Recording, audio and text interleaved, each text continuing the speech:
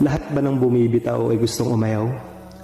Marami sa atin ang nakikipag-iwala hindi dahil sa gusto natin mang-iwan, kundi alam natin yun ang mas tamang gawin. Hindi lang para sa kanila kundi para sa sarili natin. Kapag nagmamahal kasi tayo, nakakalimutan natin na may sarili tayong halaga, na minsan hindi natin nakikita dahil mas pinahalagahan natin sila, without realizing na tayo naman ang hindi nakakatanggap ng pagmamahal na kasing halaga natin.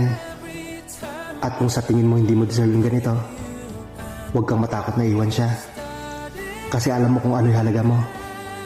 Kung luha ang binigay niya sa'yo sa pagkakataong ngiti ang dinulot mo sa kanya, bumitaw ka.